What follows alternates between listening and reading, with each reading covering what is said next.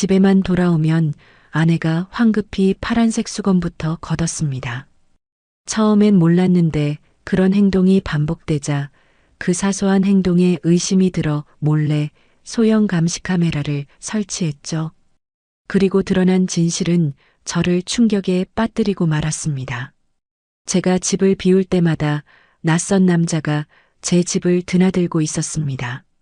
저는 그 일이 그저 단순한 외도로만 끝날 줄 알았습니다. 그 파란색 수건 한 장이 저를 끔찍한 비밀로 이끌 줄은 꿈에도 몰랐습니다. 그 비밀은 저를 한 아이의 아빠에서 한순간에 타인으로 만들었고 곧이어 영원히 숨겨질 뻔한 신생아 뒤바뀜 사건을 밝혀내게 됩니다. 이야기가 궁금하시다면 구독과 좋아요 눌러주세요. 댓글로 지금 어디서 시청하고 계신지 소통해 주신다면 앞으로 더 좋은 영상 제작에 큰 힘이 됩니다. 늦가을의 해가 건물 사이로 길게 그림자를 들이우던 오후 6시 30분. 최현우는 자신의 아파트 단지에 들어섰습니다. 하루 동안 한성중앙병원 약국에서 복잡한 처방전과 씨름하며 보낸 그는 현관 비밀번호를 누르는 순간부터 심신의 피로가 녹아내리는 듯한 평온함을 느꼈습니다. 현우에게 22층 보금자리는 단순한 집이 아닌 세상의 불확실성으로부터 완벽하게 자신을 보호해주는 성체와 같았습니다. 그는 35이라는 나이에 안정된 직업과 단란한 가정을 꾸렸다는 사실에 자부심을 가지고 있었습니다. 집 안으로 들어서자마자 늘 그렇듯 따뜻하고 맛있는 저녁 식사 냄새가 현우를 맞이했습니다. 아내 윤세나는 현우에게 있어 자랑거리였습니다. 예전에 간호사로 일하던 섬세함과 살뜰한 태도는 결혼 후 가정을 돌보는 일에도 고스란히 이어졌습니다. 주변 사람들은 모두 세나를 복덩이 현모양처라며 칭찬했고 현우 역시 그 말에 이의가 없었습니다. 세나는 요리도 훌륭했고 남편을 살뜰히 챙겼으며 아이에게도 헌신적이었습니다. 현우는 이 완벽한 일상이 영원히 계속될 것이라고 믿어 의심치 않았습니다. 그러나 약 석 달 전부터 현우의 이 견고한 믿음에 아주 작은 균열이 생기기 시작했습니다. 그것은 논리적으로 설명할 수 없지만 기분 나쁜 불길한 예감에서 시작되었습니다. 퇴근 시간이 정확하든 혹은 업무를 일찍 마쳐 예고 없이 귀가하든 세나는 현우가 현관문을 여는 소리가 들리면 매번 똑같은 행동을 반복했습니다. 거의 반사적인 행동처럼 그녀는 베란다로 황급히 달려가 빨래 건조대에 널린 목욕수건을 정신없이 걷어들이곤 했습니다. 처음에 현우는 그런 아내의 행동을 대수롭지 않게 생각했습니다. 남편에게 어지러운 빨랫감을 보이기 싫어서라거나 수건이 오래 노출되어 색이 바랄까 염려해서일 것이라고요. 하지만 어느 날부터인가 아내가 허겁지겁 더두어드리는 그 파란색 수건이 현우의 눈에 들어왔습니다. 유난히 선명한 파란색 목욕수건이었습니다.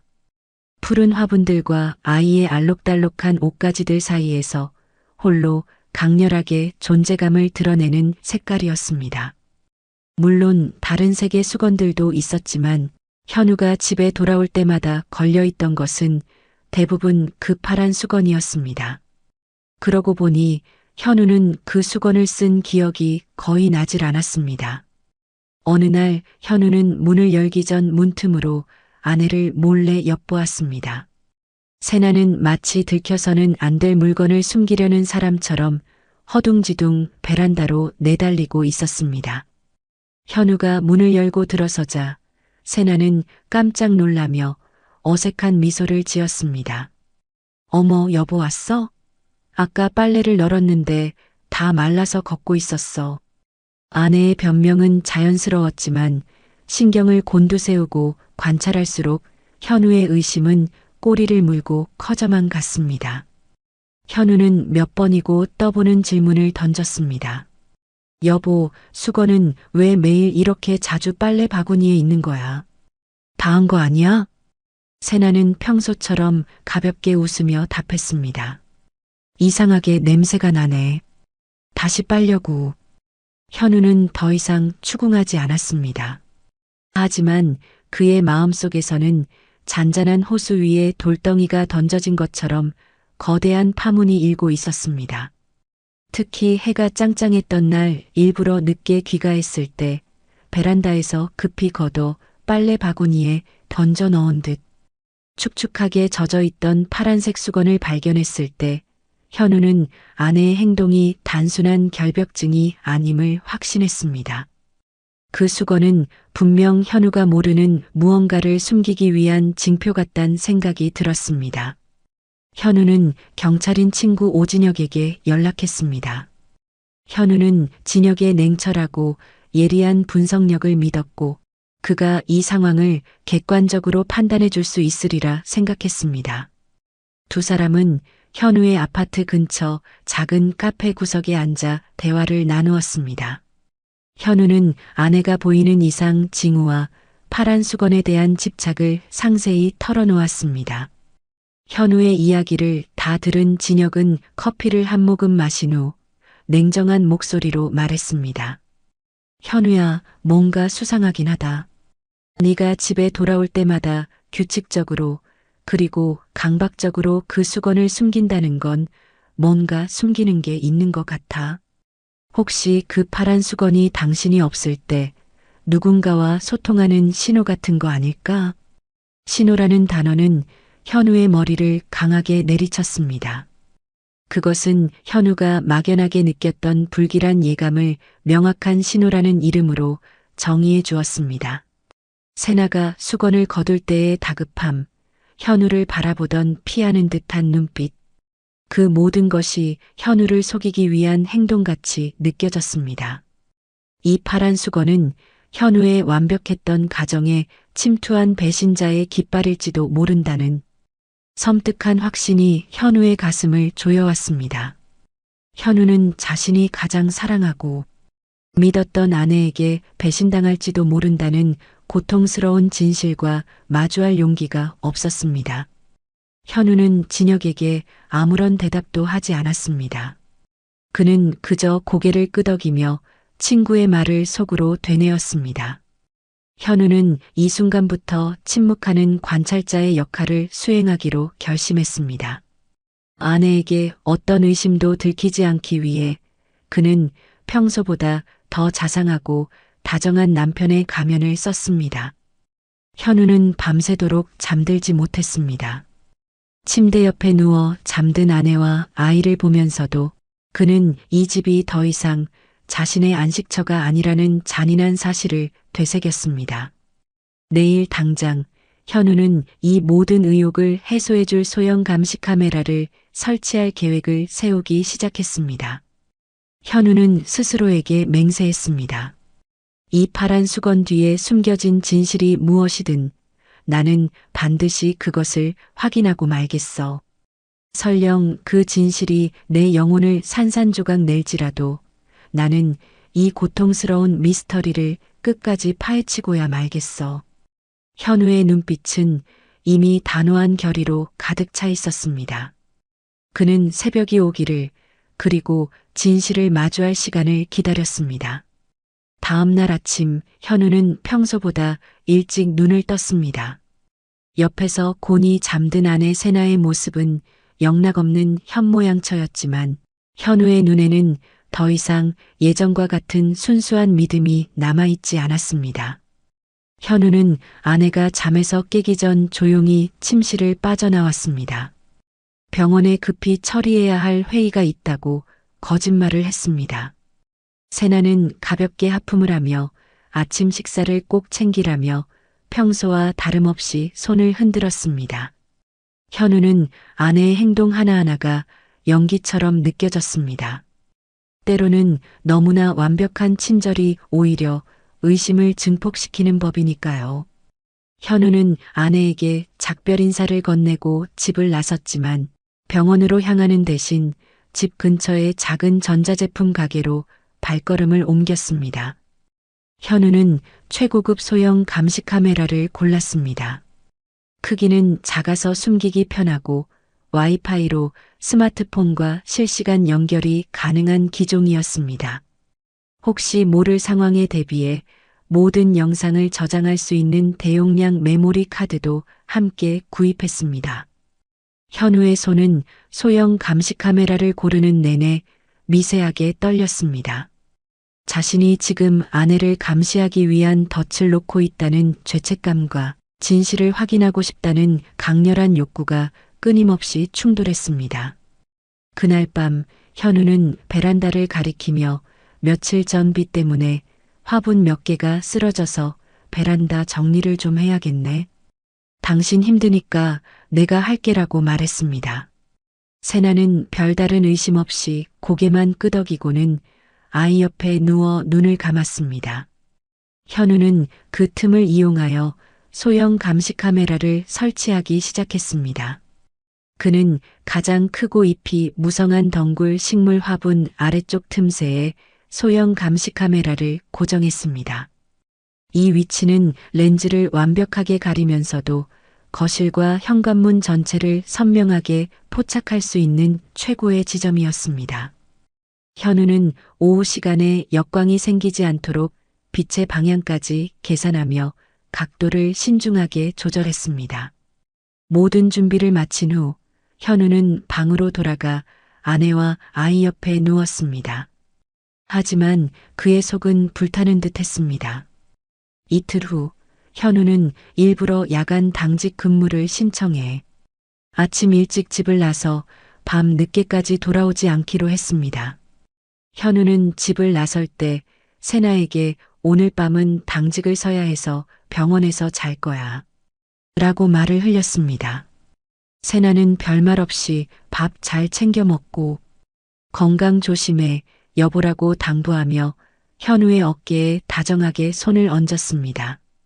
그녀의 모습은 영락없는 현모양처였지만 현우는 그녀의 눈빛에서 예전 같은 순수한 애정을 더 이상 읽을 수 없었습니다. 현우는 아파트를 빠져나왔지만 병원으로 향하는 대신 단골 카페로 가서 구석진 자리에 앉았습니다. 손에 쥔 스마트폰으로 카메라 앱을 켰습니다. 처음에는 모든 것이 평범했습니다. 오전 9시쯤 세나는 아이에게 밥을 먹이고 주방을 정리했으며 동요를 틀어놓고 아이와 놀아주었습니다. 현우는 심장이 조여오는 것을 느끼며 그녀를 감시했습니다. 오전 11시가 거의 다 되었을 때 현우는 아내가 베란다로 나가 목욕수건을 탁탁 털어 널어놓는 것을 보았습니다. 또다시 그 파란색 수건이었습니다. 현우는 손에 쥔 스마트폰을 꽉 쥐었습니다. 파란 수건이 널리는 순간 현우는 모든 것이 시작되었음을 알았습니다. 정확히 11시 30분 초인종이 요란하게 울렸습니다. 영상에는 소리가 녹음되지 않아 조용했지만 모든 상황이 명확하게 보였습니다.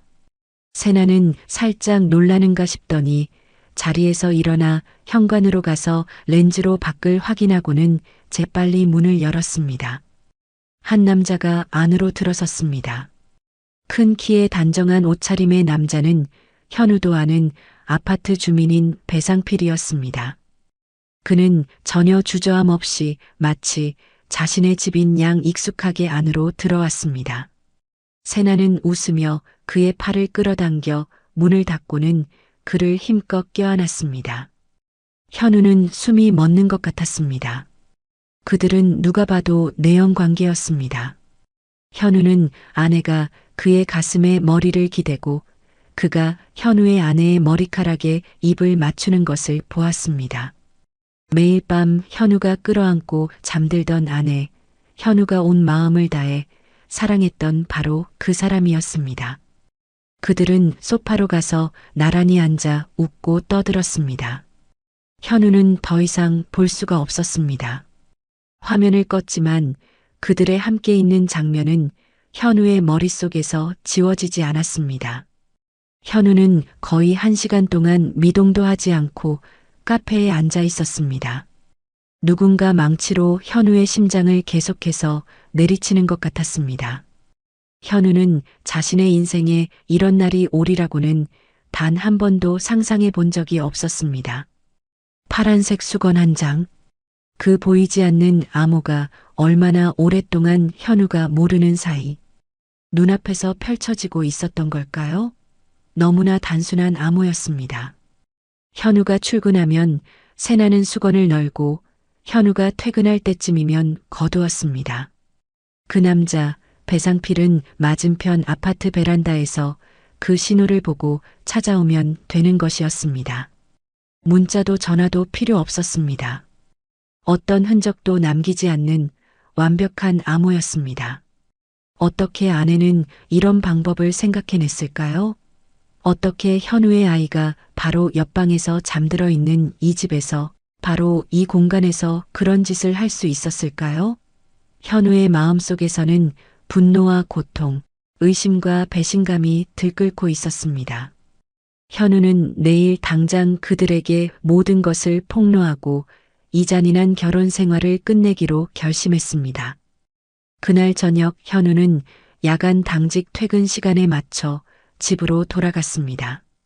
현관문을 열자마자 얼큰한 김치찌개 냄새가 코를 찔렀습니다. 세나는 아이와 함께 거실에서 동요를 들으며 웃고 있었습니다. 현우는 마치 방금 일어난 충격적인 일들을 전혀 모르는 사람처럼 평온한 표정을 지었습니다. 세나가 현우에게 다가와 다정하게 물었습니다. 오늘 당직 힘들지 않았어? 여보, 밥 먹자. 현우는 애써 웃으며 고개를 끄덕였습니다. 그의 목소리는 이상할 정도로 차분했습니다. 응, 그냥 좀 피곤하네. 잠을 못 자서 그런가 봐. 세나는 다정하게 의자를 빼주며 현우를 식탁에 앉혔습니다. 현우는 빨래 바구니에 곱게 개어져 있는 파란색 목욕수건을 보았습니다. 베란다 밖에서는 여전히 푸른 화분들이 바람에 흔들리고 있었습니다. 그 화분 중 하나 아래에 현우에 대한 세나의 배신을 매시간 기록하고 있는 보이지 않는 눈이 있다는 사실은 오직 현우만이 알고 있었습니다. 그날 밤 현우는 잠들지 않았습니다. 그저 아내와 아이가 곤히 잠든 모습을 조용히 바라볼 뿐이었습니다.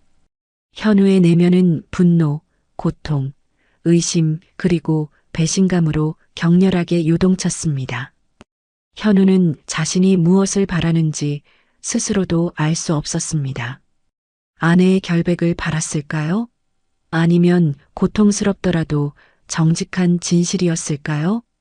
이제 현우의 옆에 누워있는 이 여자는 더 이상 현우가 사랑하는 아내가 아니라는 잔인한 사실만이 현우를 짓눌렀습니다. 다음 날 아침동이 트기도 전에 현우는 잠에서 깼습니다. 베란다에서 들어오는 희미한 빛이 침실을 비추며 평온해 보이는 세 사람의 모습을 드러냈습니다. 현우는 바깥쪽을 향해 누워 있었고 세나는 아이를 안고 현우에게 등을 진 채 깊이 잠들어 있었습니다. 마음속 깊은 곳에서부터 은근한 고통이 피어올랐지만 현우는 소리내어 울지는 않았습니다. 그는 자신이 분노하고 소리치고 물건을 부수고 아내를 흔들어 깨워 모든 것을 따져 물을 것이라 예상했지만 오히려 거대하고 텅 빈 공허함만이 느껴졌습니다. 현우는 조용히 침대에서 빠져나와 화장실로 가 찬물로 세수를 했습니다. 고개를 들어 거울을 보니 그 안에는 훨씬 늙고 지쳐 보이며 무언가 산산조각 난 듯한 눈빛을 한 낯선 남자가 서 있었습니다. 현우는 아침 식사 후에도 아무 일도 없었다는 듯이 행동했습니다. 평소처럼 차를 마시고 세나에게 아이 이야기, 음식 이야기, 그리고 현우가 알아봐 주기로 했던 약국 자리에 대해 이야기했습니다. 세나는 여전히 상냥하고 다정하게 대답했습니다. 마치 아무 일도 없었던 것처럼요. 하지만 그 순간 현우의 마음속에서는 아내가 하는 모든 말이 거짓으로 들렸습니다.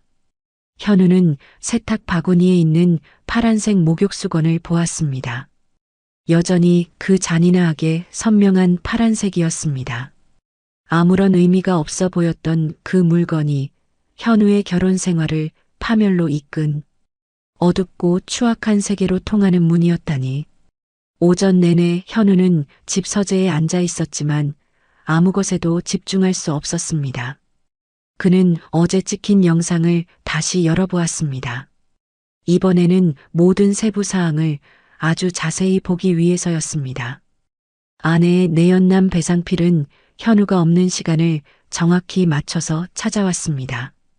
그는 집에 들어올 때 조금의 망설임도 없었죠. 너무나 익숙하게 신발을 벗고 현우가 늘 외투를 걸어두던 바로 그 옷걸이에 자신의 외투를 거는 모습까지. 현우가 사랑하고 지켜주고 평생을 함께할 거라 믿었던 아내는 그 남자에게 웃으며 커피를 건네주고 있었습니다. 마치 뜨겁게 환대하는 연인처럼요. 현우는 두 사람이 소파에 뒤엉켜 누워있는 것을 보았습니다. 바로 옆에는 현우 아들의 장난감들이 널려 있었습니다. 테이블 위에는 아직 씻지 않은 아이의 밥그릇도 보였죠. 그들은 이 집에서 현우의 가족의 숨결이 살아있는 한가운데서 그런 짓을 하고 있었습니다. 현우의 아들은 바로 옆방에서 잠들어 있었습니다.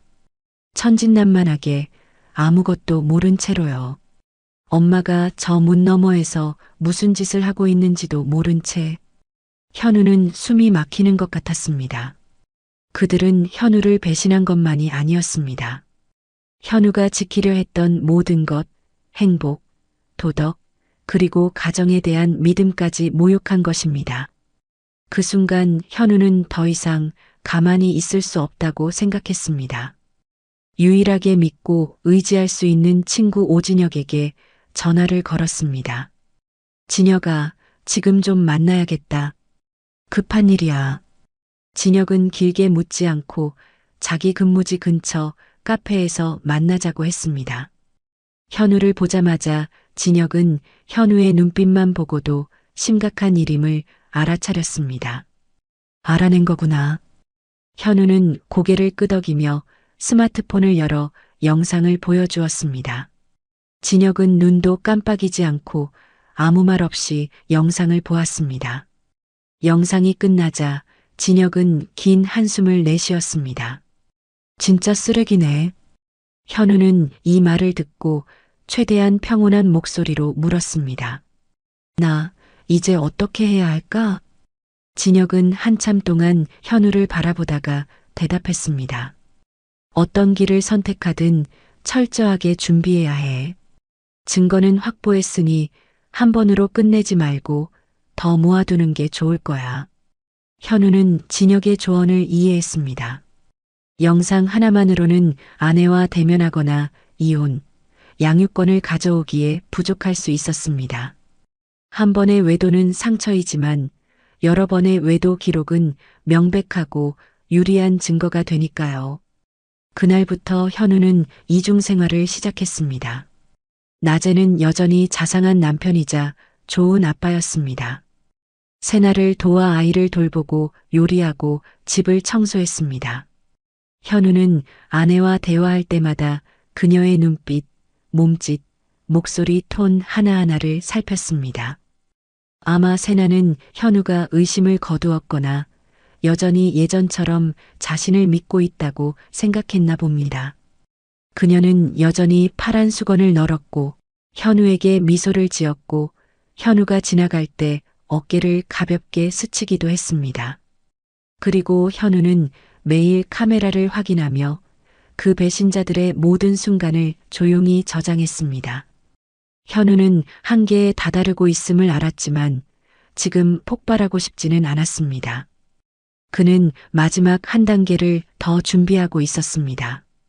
현장을 덮쳐서 그 배신자 여자 앞에 서서 똑똑히 말해주고 싶었습니다. 파란 수건의 암호를 풀었다고. 그리고 바로 그 수건이 현우 결혼 생활의 종말을 알리는 깃발이 될 것이라고. 3일 후 모든 것은 그 어느 때보다 명확해졌습니다. 현우가 집을 비운다고 말할 때마다 어김없이 30분 뒤에는 파란색 수건이 베란다에 널렸습니다. 그리고 배상필이 마치 집주인 양 익숙하게 들어왔습니다. 부부처럼 껴안고 입을 맞추고 심지어 한 번은 현우의 아들을 안아들고 놀아주기까지 했습니다. 현우는 미쳐버릴 것 같았지만 아무것도 하지 않고 조용히 영상을 돌려볼 뿐이었습니다. 어떤 날은 독한 술 한 병을 다 비우고 책상에 엎드려 패배자처럼 잠이 들기도 했습니다.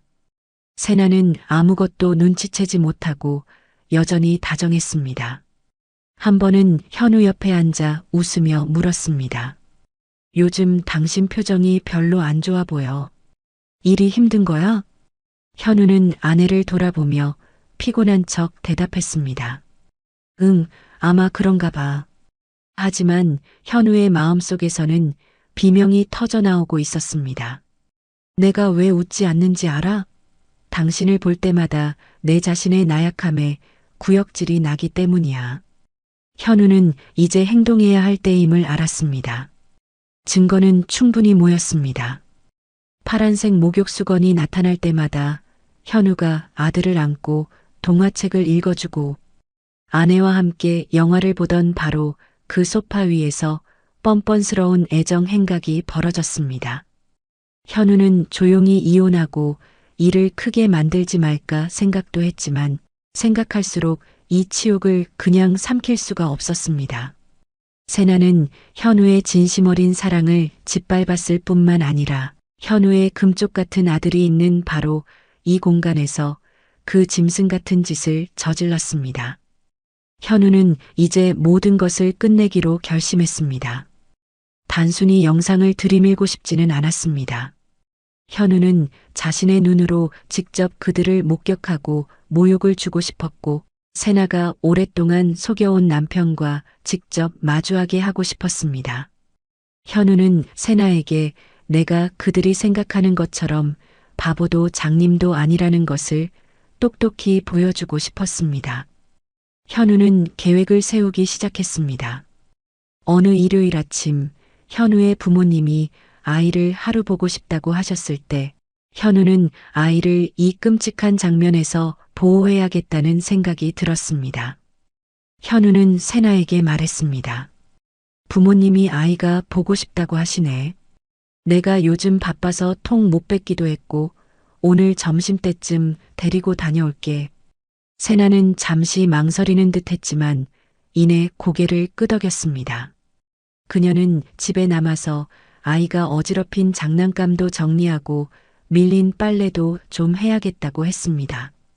현우는 그녀가 배상필을 집으로 끌어들이기 위해 핑계를 대고 있다는 것을 알았습니다. 현우는 세나에게 당부했습니다.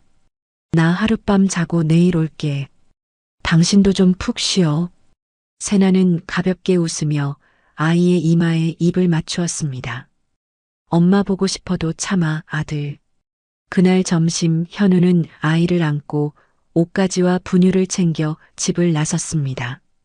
부모님 댁으로 가서 아이를 맡기고 친구 진혁의 집으로 향했습니다. 진혁은 현우를 보자마자 그가 무슨 미친 짓을 하려는지 알아차렸습니다. 너 정말 괜찮겠어? 현우는 단호한 목소리로 고개를 끄덕였습니다. 응, 더는 못 참겠어. 내 마음은 이미 오래전에 죽었어. 진혁은 한숨을 쉬며 말했습니다. 알았어. 하지만 제발 이성을 잃지 마. 살인 사건으로 만들지 말라고. 오후 3시쯤 현우는 아파트로 돌아왔고 베란다를 통해 현우의 집이 똑똑히 보였습니다. 그리고 역시나 소름 끼치게 베란다에는 파란색 목욕수건이 널려 있었습니다. 현우는 그 순간 당장이라도 달려 올라가 문을 박차고 들어가 그 남자를 붙잡아 죽도록 패고 싶었지만 그는 스스로에게 인내해야 한다고 다짐했습니다. 현우는 스마트폰을 꺼내 소형 감시 카메라 화면을 켰습니다. 배상필은 이미 와 있었습니다. 그들은 또다시 서로를 껴안고 웃고 익숙한 애정 행각을 벌이고 있었죠. 오후 5시가 거의 다 되었을 때 현우는 12층으로 올라가 현관문 앞에 섰습니다. 초인종을 누르지 않았습니다. 현우는 미리 집에서 나오기 전에 준비해둔 그동안 한 번도 사용한 적 없는 열쇠를 사용했습니다. 문이 열리고 현우는 안으로 들어섰습니다. 세나와 배상필은 소파에 누워 있었습니다. 문 열리는 소리에 두 사람은 벌떡 일어났고 얼굴은 새파랗게 질렸습니다. 세나는 황급히 수건으로 몸을 가렸고 배상필은 놀라서 아무 말도 하지 못했습니다. 현우는 아무 말 없이 서서 마치 낯선 사람들을 보듯 두 사람을 쳐다보았습니다. 여보. 세나가 더듬거리며 말했고 입술은 파르르 떨리고 있었습니다. 현우는 스마트폰을 들어 올렸습니다. 방금 카메라로 녹화한 영상을 틀었습니다. 오늘만이 아니야. 당신이 저지른 모든 이 더러운 짓거리들을 내가 전부 다 보고 있었어.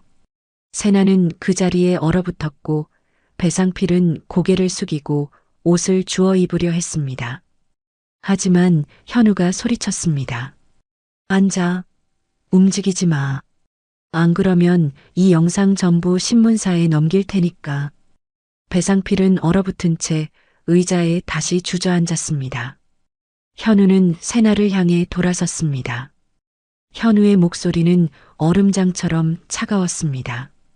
당신 그 파란색 목욕수건이 우리 결혼 생활을 끝장냈다는 거 알아? 세나는 울기 시작했습니다. 눈물은 멈추지 않고 계속 흘러내렸습니다. 미안해 여보. 미안해. 현우는 실소를 터뜨렸습니다. 미안해? 미안하다면서 지 새끼가 집을 나간 지 몇 시간도 안 돼서 이 남자를 소파에 눕혀? 배상필은 안절부절 못하며 일어서려 했습니다.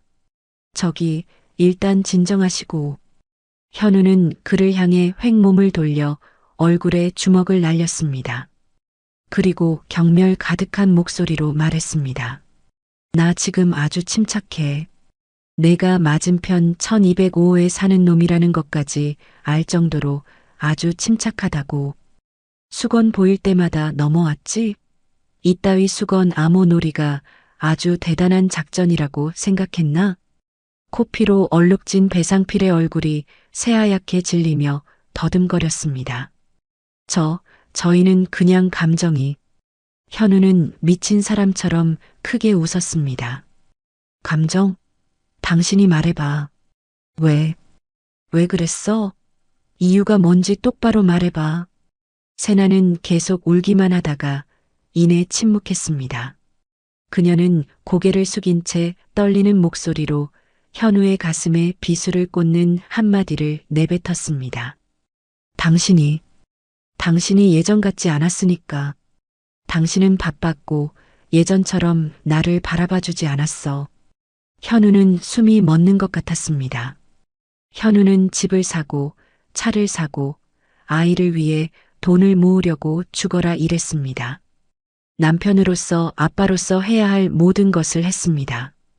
그랬는데 돌아온 것이 당신이 예전 같지 않았다는 한마디였습니다. 현우는 깊은 한숨을 내쉬고 돌아서서 가방에서 서류 뭉치를 꺼냈습니다. 그리고 테이블 위에 올려놓았습니다. 이혼 서류야. 난 이미 사인했어. 당신이 앞으로 어떻게 살든 누구랑 살든 상관 안 해. 하지만 아이는 내가 키울 거야. 당신한테 양심이 조금이라도 남아있다면 다시는 아이 앞에 나타나지 마. 세나는 망연자실한 표정으로 눈물만 뚝뚝 흘렸습니다. 그러면서 아이만은 자기가 키우게 해달라고 매달리기 시작했습니다. 현우는 코웃음을 치며 말했습니다. 당신 미친 거야? 내가 내 새끼를 왜 다른 남자에게 맡기겠어? 금쪽 같은 내 아이를. 배상필은 세나를 일으켜 나가려 했고 현우는 그들을 막지 않았습니다. 그들이 나가고 텅 빈 집안엔 정적만이 감돌았습니다. 그날 이후 아이의 웃음소리로 가득했던 따뜻한 집은 버려진 자취방처럼 차갑고 휑하게 변해버렸습니다. 더 이상 현우에게 여보, 밥 먹어요라고 부르는 세나의 목소리도 들리지 않았습니다. 저녁마다 베란다에 나가 파란 수건을 걷던 사람도 없었습니다. 배신의 증거였던 그 수건은 그날 밤 더러운 기억의 조각들과 함께 쓰레기통에 처박아 버렸습니다. 세나에게 이혼 서류를 내민 지 일주일 후 현우는 싱글 대디로서의 새로운 삶에 적응하기 시작했습니다. 매일 아침 일찍 일어나 직접 밥을 하고 아이 반찬을 해서 밥을 먹이고 아이를 어린이집에 맡긴 뒤 허둥지둥 병원으로 출근했습니다. 저녁에는 서둘러 퇴근해 아이를 데리고 와서 저녁을 차리고 집을 치웠습니다. 한 번은 아이가 미열이 있어 밤새 아이를 안고 있었습니다. 현우는 힘내야 해. 이제 나 말고는 아무도 없어라는 생각만 머릿속에 맴돌았습니다. 현우는 더 이상 자신을 위해 살지 않았습니다. 오직 아이를 위해 살았습니다. 자신의 집에서 엄마의 배신 장면을 목격할 뻔했던 바로 그 아이를 위해서만 살았습니다. 그는 아들의 잠자는 모습을 바라볼 때마다 넌 내 아들이 아닐지 몰라. 하지만 넌 아빠의 세상 전부야. 그리고 아빠는 절대 널 떠나지 않을 거야. 라고 다짐했습니다. 드디어 이혼 소송이 진행되는 날이었습니다. 한 달 만에 보는 세나는 굳은 표정으로 법정으로 들어왔습니다. 그러고는 양육권 이야기가 나왔을 때 아이가 제 아이가 아닐 가능성이 있다며 판사에게 유전자 검사 신청서를 내겠다고 말했습니다. 현우는 그 말을 듣고 그 자리에서 쓰러질 뻔했습니다. 이게 무슨 청천벽력 같은 소리일까요? 아내가 바람을 피워도 그것만큼은 의심하지 않았었습니다. 현우는 아닐 거라고 그럴 리가 없다고 생각했습니다. 그는 아니야. 내 아들이 맞아. 그 애는 나를 닮았어. 입도 코도 나를 닮고 발가락도 나를 닮았다고. 내 아이가 맞아. 내 아이야. 그는 그렇게 절규했습니다. 결국 판사는 저희 부부와 배상필에게 유전자 검사를 하도록 지시했습니다. 그렇게 양육권이 해결되지 않은 채 이혼은 미뤄졌습니다. 부모님께 맡겨둔 아이를 찾아 집으로 돌아온 현우는 잠자는 아이의 머리맡에서 조용히 눈물을 흘렸습니다. 아들의 잠자는 모습을 바라보며 넌 내 아들이 아닐지 몰라. 하지만 넌 아빠의 세상 전부야. 그리고 아빠는 절대 널 떠나지 않을 거야. 라고 다짐했습니다. 2년 동안 매일 밤 안아주고 매일 아침 이마에 입을 맞추고 한 아버지의 모든 사랑을 담아 아들이라고 불렀습니다. 혹여 자신의 생물학적 아들이 아니라고 한다고 해도 현우는 포기할 수 없을 것 같았습니다. 매일 밤 잠을 이룰 수 없었습니다. 눈을 감으면 세나의 모습이 떠올랐습니다. 그녀의 배신이 단순한 외도가 아니었음을 깨달았습니다. 그것은 현우의 삶 전체를 뒤흔드는 파멸이었습니다. 유전자 검사 결과가 나올 때까지 그 일주일이 마치 7년처럼 길게 느껴졌습니다. 현우는 검사 결과가 나오는 날 병원에서 다시는 보고 싶지 않은 세나와 배상필을 맞닥뜨리고 말았습니다. 그들도 초조한 모습이기는 마찬가지였습니다. 검사 결과지를 받아들고 떨리는 손으로 3장의 결과지를 확인했습니다. 첫 번째 자신의 이름이 써 있는 결과지가 먼저 나왔습니다. 눈을 아래로 내리면서 애타게 내 아들이기를 바라는 현우였습니다. 결론 부자 관계가 성립하지 않음. 그는 그 자리에서 무너지고 말았습니다. 그러고는 나머지 결과지를 확인하지 않은 채 흐느껴 울기 시작했습니다. 그런데 갑자기 세나도 옆에서 울부짖기 시작했습니다. 아니야, 말도 안 돼. 이럴 수 없어. 분명히 내 배 아파서 낳은 내 아이야. 이렇게 소리치면서 말이죠. 현우는 이상해서 나머지 검사 결과지를 확인해 보았습니다. 배상필의 것을 확인하자 부자 관계가 성립하지 않음이라고 되어 있었습니다. 이게 무슨 뜻인지 현우는 알 수가 없었습니다. 고개를 들어 배상필을 보니 그도 저와 같은 표정을 짓고 있었습니다. 마지막 세나의 이름이 적힌 검사 결과지를 확인한 순간 현우는 결과지를 떨어뜨리고 말았습니다. 세나의 것에도 모자 관계가 성립하지 않음이라는 결과가 나왔던 것입니다. 그렇다면 저 아이는 누구의 아이란 말인가? 현우는 더 이상 소리치지도 울지도 않았습니다. 그저 종이를 손에 쥔 채 앉아 있을 뿐이었습니다. 온몸이 끝없는 허공으로 떨어지는 기분이었습니다. 한 아이에게 온 마음을 바친 남자가 그 아이가 전혀 자신의 아이가 아니라는 사실을 발견했을 때 그 감정은 어떤 말로도 표현할 수 없었습니다.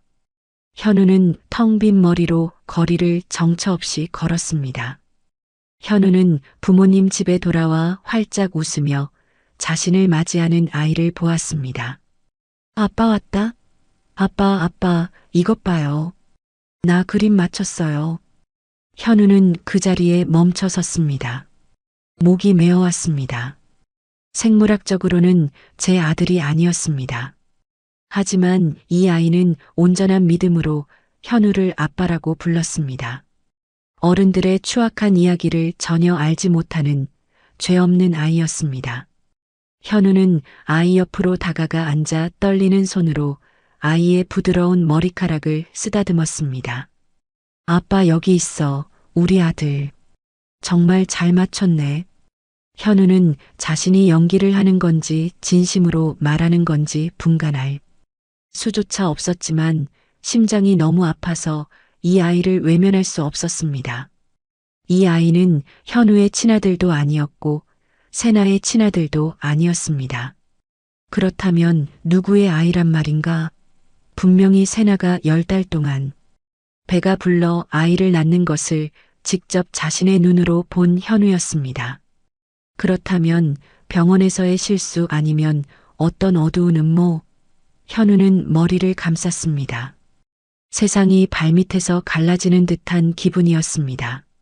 다음 날 바로 세나에게서 연락이 왔습니다. 잠시 만나서 얘기하자고 했습니다. 커피숍에서 만난 세나는 절망 가득한 눈으로 현우를 쳐다보며 말했습니다. 나 정말 아이를 낳았어. 현우 씨. 당신도 직접 내가 낳는 것 같잖아. 하지만 이 아이는 내 아이가 아니래. 어떻게 이럴 수 있어? 이게 말이 돼? 검사지가 잘못 나온 걸까?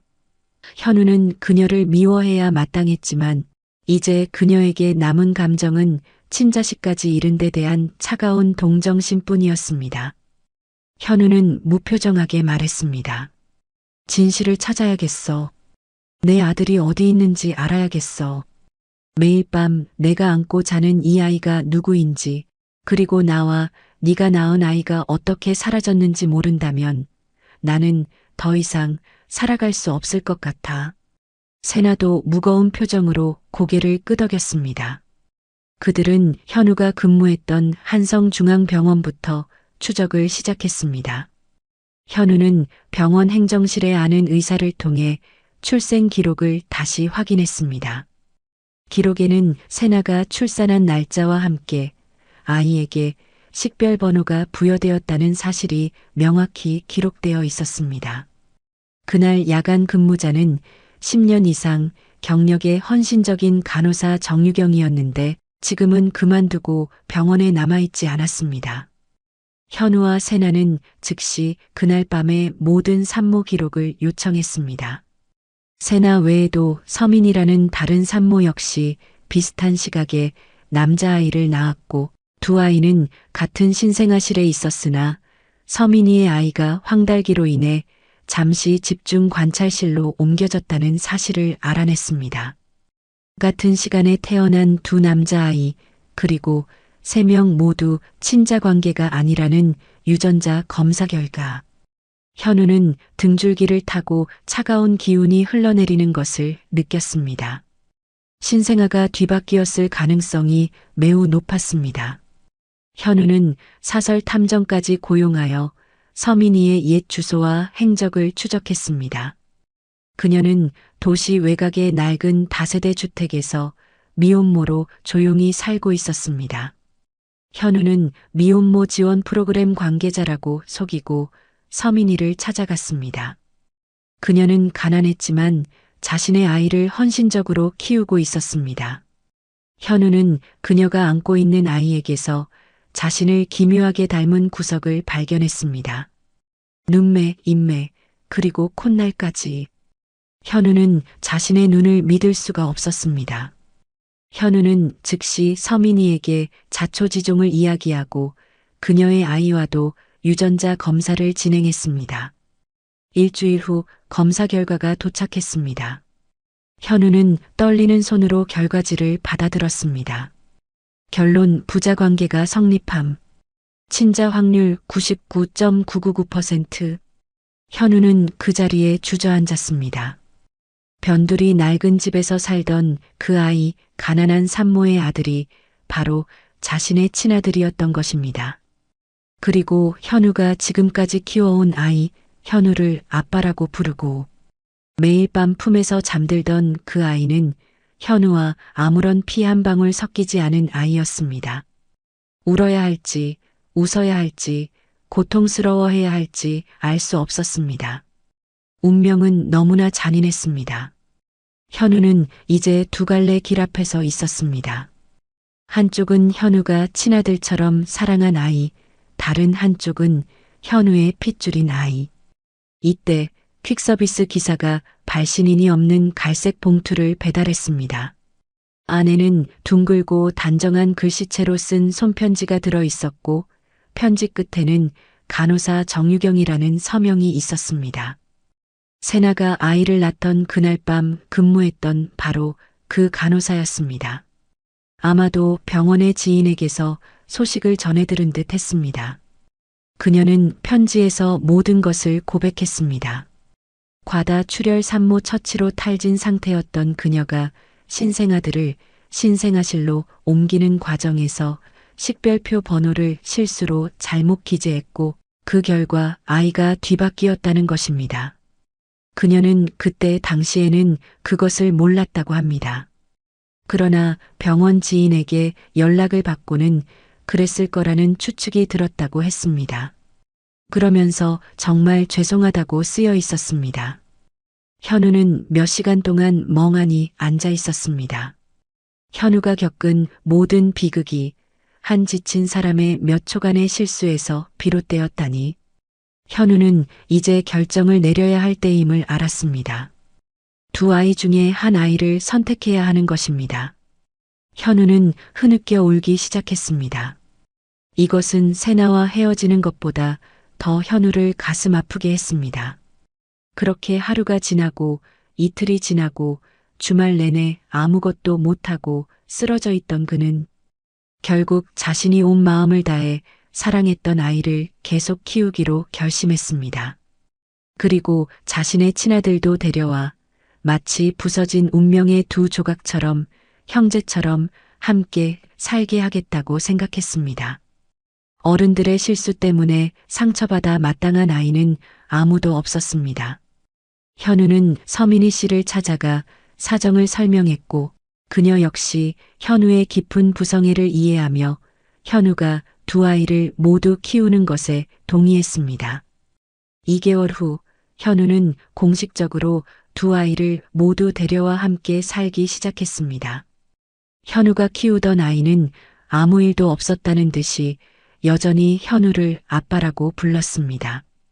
현우의 핏줄인 아이는 아직 바뀐 상황에 완전히 적응하지 못했만 현우를 보는 눈빛은 날이 갈수록 친근해지고 가까워졌습니다.